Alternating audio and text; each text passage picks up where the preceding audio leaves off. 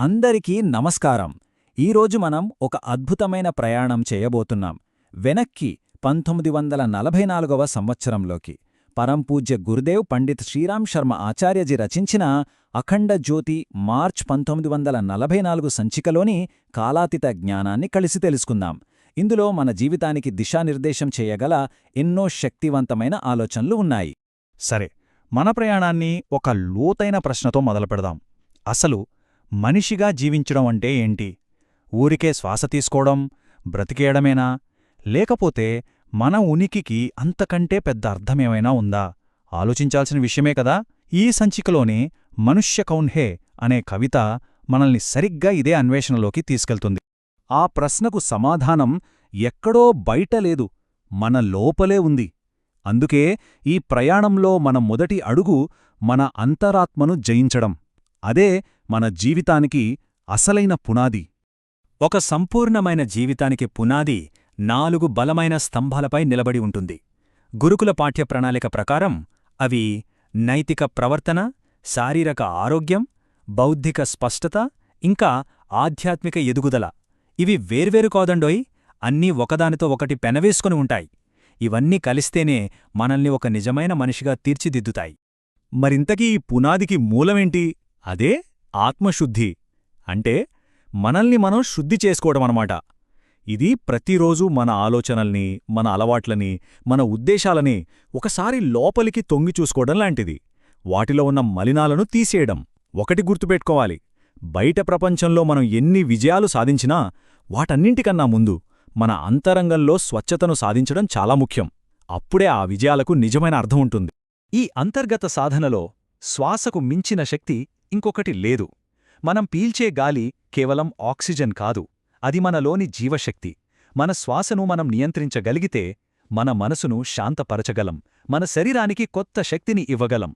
అంతా మన శ్వాసలోనే ఉంది. ఇక అంతర్గత నైపుణ్యానికి శిఖరంలాంటిది ఏకాగ్రత. మనసును ఒకే విషయంపై కేంద్రీకరించగల శక్తి. అదే అన్ని శక్తులకు అసలైన రహస్యం.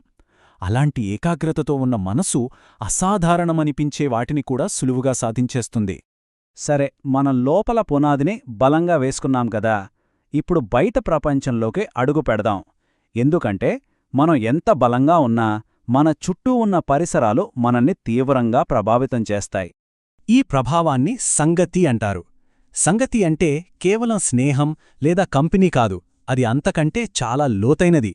మనల్ని చుట్టుముట్టిన వాతావరణం మన ఆలోచనలను, మన గుణగణాలను, చివరికి మన గమ్యాన్ని కూడా నిర్దేశించే ఒక మహాశక్తి అది.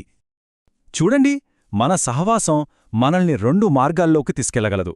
ఒకటి, మన శక్తిని హరించివేసి మనలో ప్రతికూలతను, సందేహాలను నింపేది. రెండోది సత్సంగం, అంటే మంచివారి సాంగత్యం. ఇది మనలో సత్యాన్ని, సద్గుణాన్ని, ఉన్నతమైన చైతన్యాన్ని ప్రేరేపిస్తుంది.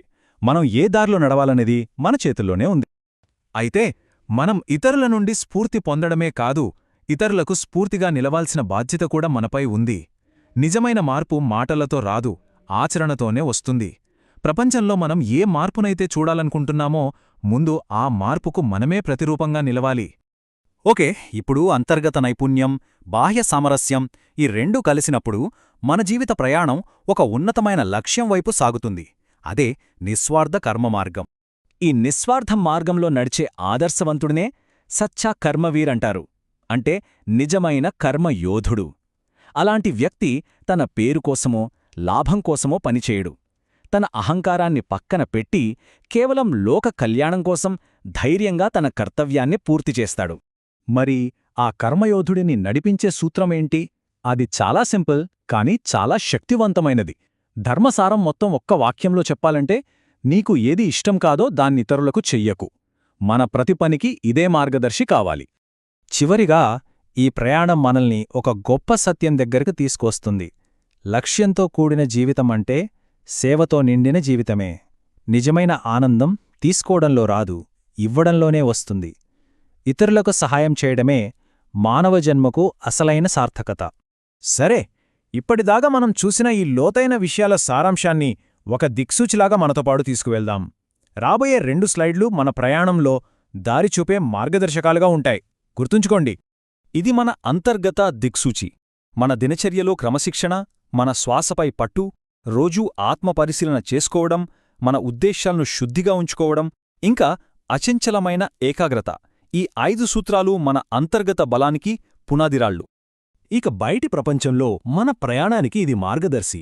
ఎప్పుడూ సరైన సహవాసాన్ని ఎంచుకోవడం, ధర్మ మార్గంలో నడవడం, మనమే ఆదర్శంగా నిలవడం, ఇంకా నిస్వార్థ సేవ చేయడమే మన జీవితానికి సార్థకతను ఇస్తుంది.